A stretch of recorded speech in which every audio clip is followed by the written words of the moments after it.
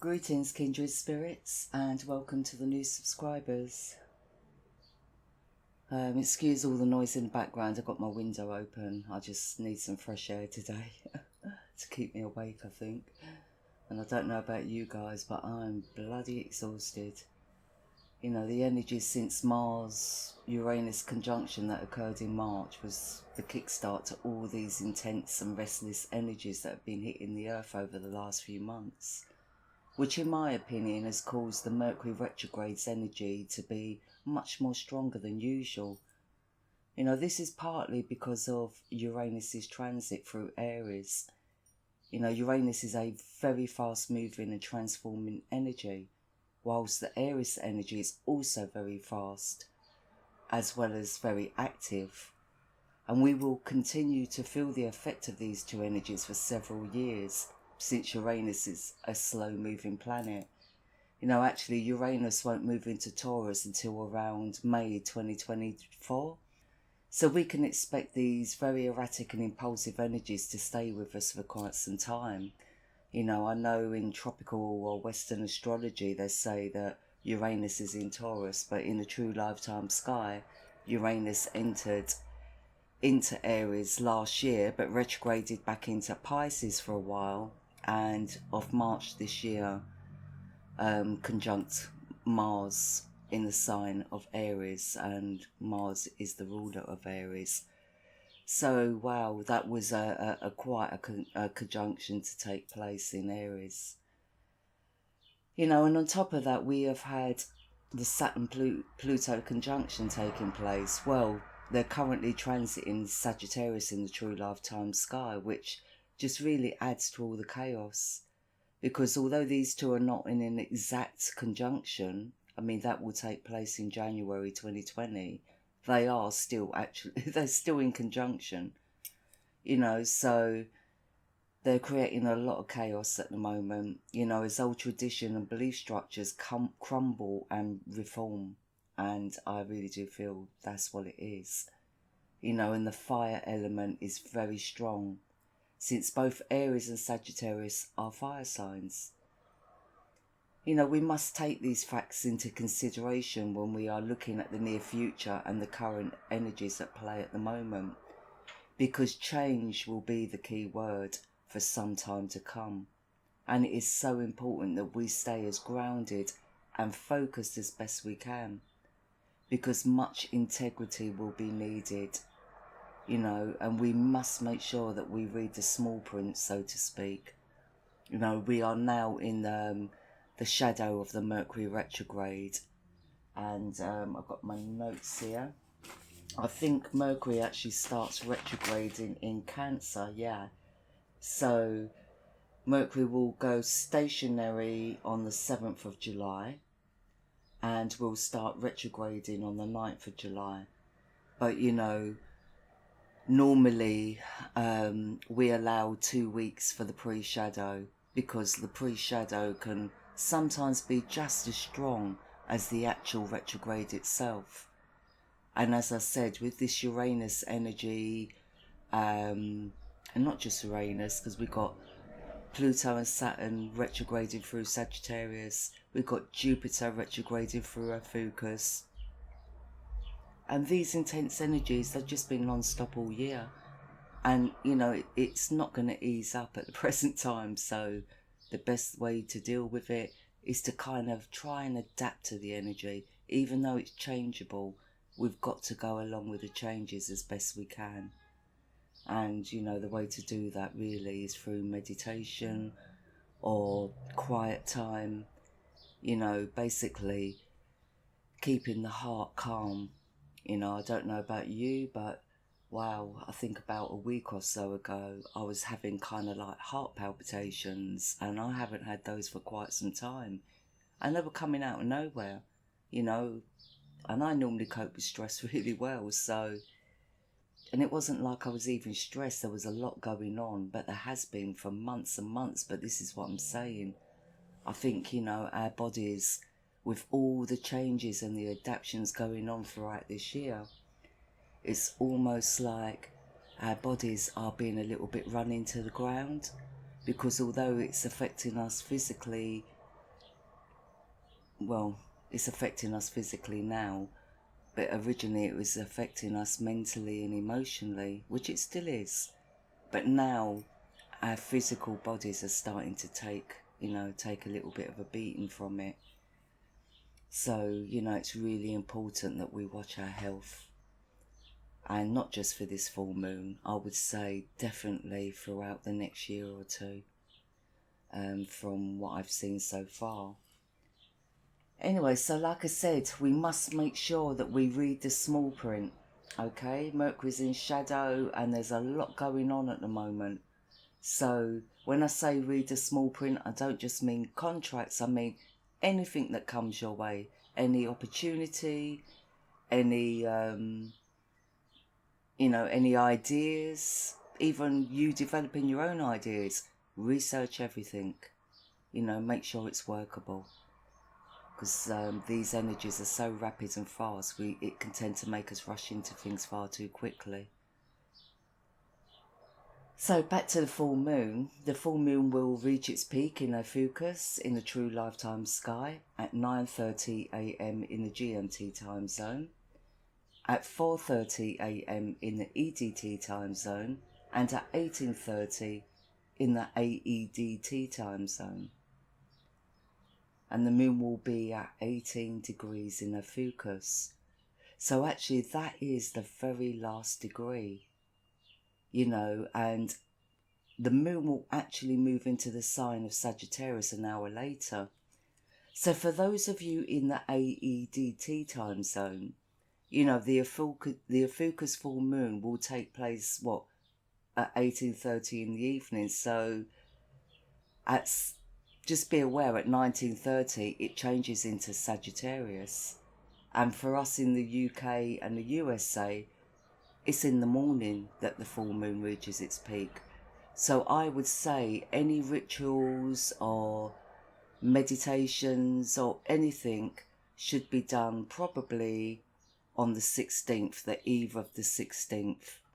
Because like I said, it moves into, or do it bang on the Ophiuchus full moon.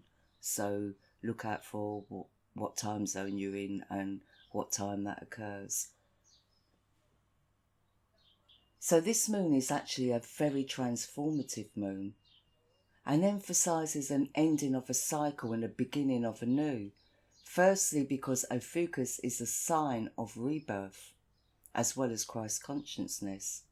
And secondly, because 18 degrees would in numerology break down to the number 9, which is the number of endings and completion. Also, the sun in opposition will still be in Taurus in the true lifetime sky at 32 degrees. So again, if we break that number down numerologically, it will add to the number 5, which is the number of change. Plus numerologically, June will be a universal 9-month. So June being the 6th month and adding that to this universal 3-year will add up to the number 9. So we can expect a change to occur that will signify basically a rebirth of something. Since 9 represents endings, but Ophiuchus represents rebirth. So whatever ends will rebirth very quickly. This is definitely the energy of the Phoenix that we are currently in. And the new moon on the 2nd of July will take place in Gemini in the true lifetime sky. And both the moon and sun will be at 10 degrees. So for those of you that have been following me for a while, you will know that I refer to the 1 and 0 as the binary code, in which it is. It also represents the positive and the negative, the masculine and the feminine, as well as the house of Ophiuchus being the 10th house in the true lifetime sky. So what I'm getting here is like a quickening, a burst of growth, whether that be spiritually, materially or physically. We are yet to see. But my guess is that it could be all three. Actually, just to mention also, Catherine Kinney has just recently released her transmission on the month of June and the 9th frequency. So please do check her out on a YouTube channel, or you can find her on my FB page, and the link for that is below. You know, so I don't know what's going to kick off this full moon, but I've just got a feeling. And I don't know whether it's an energetic thing or whether it's a physical thing, but, you know, I just feel that we all need to stay in our own self-power. Anyway, so the moon in Ophiuchus is a very spiritual and feminine moon. You know, this is the moon of the goddess, the healer, the shaman, and the holder of secret knowledge. You know, this moon is also a very telepathic moon, but can also be one of mind control. And in trine to the goddess Vesta shows that we could fare pretty well around like-minded people. Because this full moon is likely to be very conflicting when it comes to opposing forces or differences of opinion. But keeping it on a positive footing, Uranus is coming into an exact conjunction with the goddess Vesta, and will reach an exact conjunction on the 21st of June, which is the summer solstice here in the Northern Hemisphere. You know, for those in the Southern Hemisphere, it will be the winter solstice. However, this conjunction heightens our consciousness and ability to see beyond the ego into the spiritual realms. So for those who are involved in alternative therapies or guidance, will find themselves flowing quite well and can be a great influence in raising the consciousness of those that are still stuck in the darker side of these energies that are coming in. You know, especially since this conjunction will take place in the sign of Aries, the protector of those less fortunate. So alternative therapists can expect to be counted on as more and more reach out for guidance or alternative therapies using natural remedies or foods. You know, although we must be careful not to enforce our own opinions or guidance. You know, meditation taken throughout this time will have much more of an impact too. So I would definitely recommend getting in as much meditation as possible. You know, even just walking in nature is meditation, or indulging in your craft is meditation. You know, creating something joyful and beautiful will be beneficial too throughout this full moon cycle. You know, so anything arty or quiet time, music, you know, whatever really is your thing, you know. So, you know, the ongoing T-square between the moon's nodes is in effect very strongly this full moon. You know, Pluto and Saturn are both conjunct the south node and have been since March, whilst Mercury and Mars are conjunct the north node, and all are in square once again to the goddess Pallas, which on the whole suggests narrow-mindedness, obsessive opinions, harsh communications, pride and ego. You know, this particular T-square is being strengthened also by our Sun being in opposition to Jupiter, who is currently retrograding through Ophiuchus and has reached 10 degrees. So we have that number again. You know, there is something definitely shifting this full moon, and my guess is that it's to do with idealism and philosophy. You know, especially since our Sun is in Taurus at 5 degrees. You know, and as I said, 5 is about change.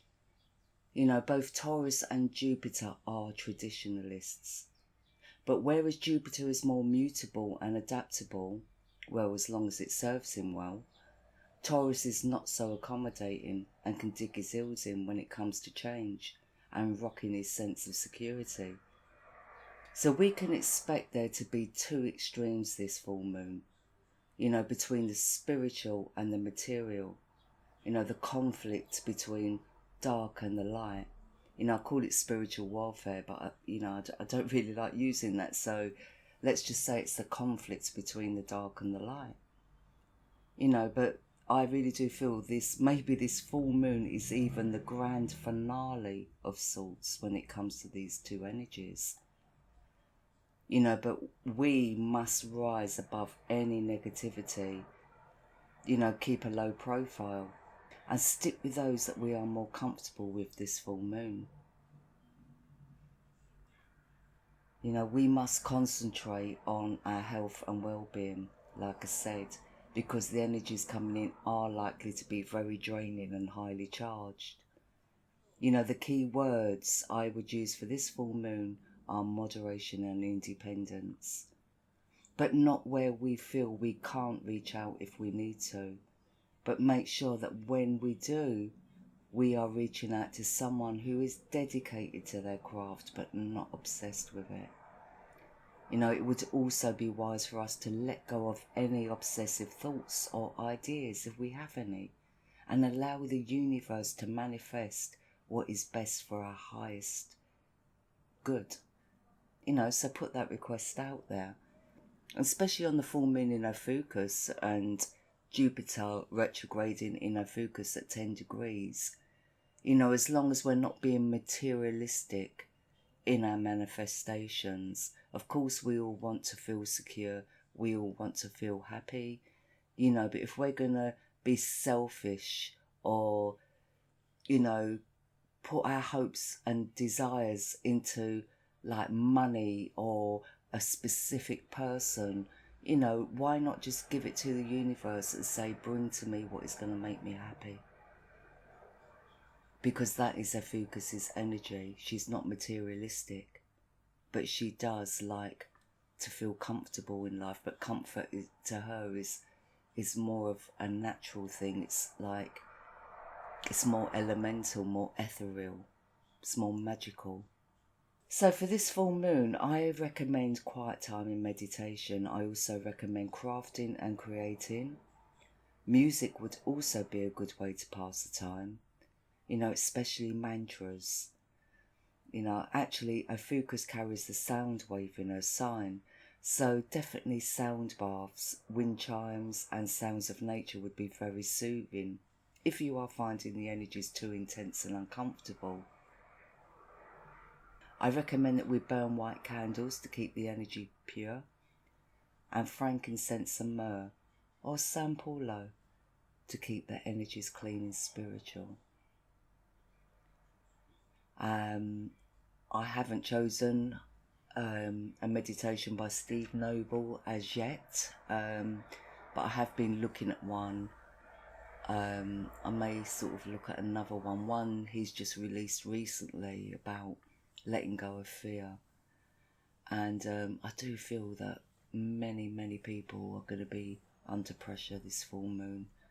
If you're kind of a person that's kind of awoken and you understand how these energies work, then I know that you can adapt and you know what to do. But for those of you out there that are not really sure, I would definitely, even those of you that are sure, that have just been through a lot in life, but you're still healing from them old wounds, the energies are, for the best of us, even me. Look at me, I'm even stumbling on my words all through this podcast. My week has been erratic. I had a trapped nerve in my arms. I couldn't even type for days, and it's just been breakdown after breakdown since March. And I'm telling you, if that's happening for me and I feel that I'm in a good place, then wow, I can imagine that others of you out there could be struggling, just as hard. So I think I will post up 2 meditations this full moon of Steve Noble's. I'm gonna look into them right now and choose 2.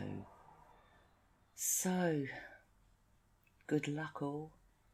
I just want to thank you for all your feedback and your comments. They're well received and I really do enjoy reading them, so please do give me your feedback and any comments, or maybe share a little bit of what's happening for you.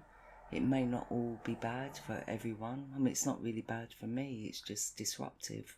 I just find that energies at the moment just very disruptive. But anyway, take care, peace and much love.